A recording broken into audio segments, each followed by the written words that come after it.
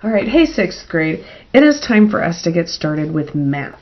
So, when you're watching the lessons, I want you to make sure you have your math binder, make sure it has paper in it, and make sure you have a pencil. You are also going to need to pause the video at different times. You're going to need to rewind the video just to make sure you're getting all of your notes thoroughly taken, because you need all of this information to help you do well in this unit. So instead of writing it all out for you, I have it written already because I'm having to do take 2 of this particular video. So our lesson for today is lesson 1.1, identify and interpret integers. Make sure you pause and write this title neatly at the top of your notes page. Next, we have our learning objective. And yes, you need to get this in your notes as well. It says, I will identify and interpret integers using a number line. I will identify and interpret integers using a number line. Make sure you just write it in your notes right under the lesson title. And kiddos, our lesson today has 4 vocabulary words, and you need to write the words and definitions in your notes. So, our first vocabulary word is integers. And integers are the set of all whole numbers and their opposites. Make sure you click pause so that you can get all of this in your notes. Integers is the set of all whole numbers and their opposites. The definition of opposites, which I'm sure you guys already know some sort of definition because we all know what opposites are. And in the case of math, for our definition for opposites, if 2 numbers are on a number line, they are the same distance from 0. They are just on different sides of 0. So for 2 numbers to be opposite on a number line, they are the same distance from 0 and they are on different sides from 0. Vocabulary word number 3, positive numbers. Positive numbers are numbers greater than 0. Remember to pause it, get this in your notes. And our last vocabulary word is negative numbers. And negative numbers are numbers that are less than 0. Now you need to turn in your math binder to where we have our textbook pages. And go on ahead and turn to page 5, where it says Spark Your Learning. That's where we're going to go next. So, it says up here at the top, Fergal is recording the number of yards his school's football team gained or lost on successive plays. How can you model or represent the opposite of each loss or gain shown in the table? So I went on ahead and I drew a vertical number line. A little tricky to see on here. But here we have our table, and we're going to do the opposite of a gain of 2 yards. The opposite of gaining something is losing it. So the opposite of a gain of 2 yards would be a loss of 2 yards. So I'm just going to kind of guess on here, just approximately, because we have 2 yards and negative 2 yards.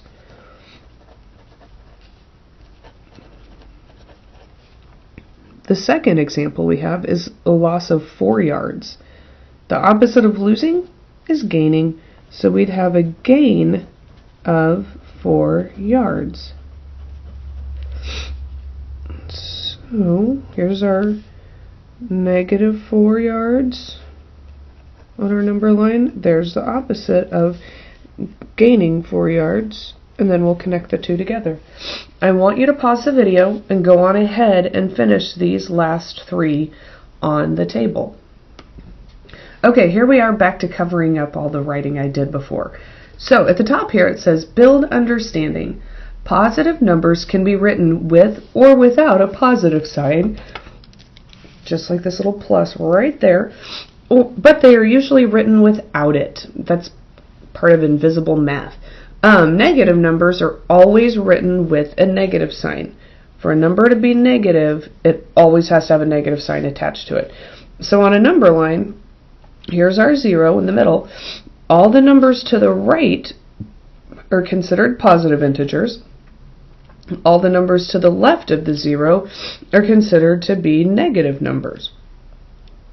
And then also, when you draw your own number lines, do make sure that you put arrows on the ends, because the numbers go on in each direction infinitely. Like, numbers go for forever. I wonder why this thing has gotten so blurry. There we go. Alright. So, the results of 3 football plays are shown in the table. And we've got our 4-yard gain, 1-yard loss, and a 4-yard loss. So when we look at this kind of thing, it says for question A, what does 0 represent in this situation? To me, that's just saying that there was no gain, there was no loss of yards. So so I had written in my blank, no net loss or gain that play. Sorry, my allergies are driving me nuts too. Alright, question B. What do negative numbers represent in this situation? Well, pause the video and think. What do you think the negative numbers represent in this football story we have here? Negative numbers in this story signify the loss of yards. Make sure you get all that written in your blanks, guys.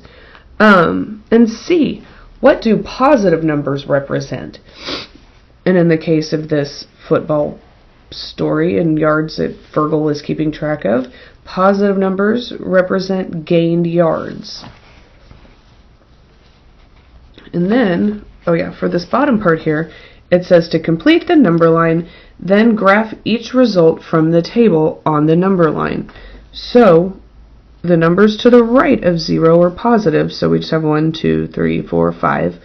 Numbers to the left of 0 are negative, so there's -1, -2, and then you fill in the blanks for -3, -4, and -5. And then we need to pause for a second, because we need to show the results from our table on our number line. So we have a 4-yard gain. Mark the 4 on the positive right side of the number line. A 1-yard loss is -1, so I'll mark that loss on the negative side of the number line. And then we have a 4-yard loss, so I need to come and mark that right here on -4. Okay, I just showed you all of my numbers and work. Okay, number 2, complete the number line and then graph the number 2. So I want you guys to go on ahead and get your number lines filled in real quick. You'll have to hit pause though so you can do that. That's driving me nuts. After you complete the number line, then you need to graph the number -2. So I'm going to come over here and put my circle, my big dot on -2. Okay, then it says to graph the opposite of -2.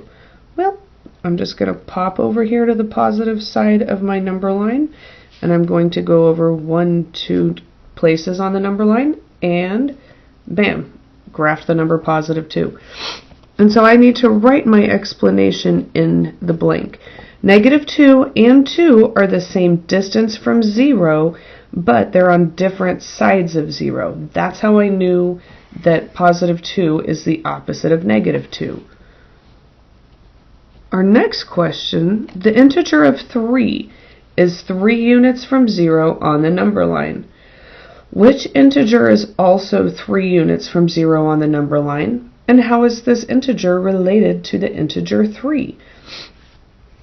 Well, I know that, let's see, we've got 3 over here to the right of 0, and the opposite of it would be -3, because it is 3 spaces away from 0 just to the left on the number line.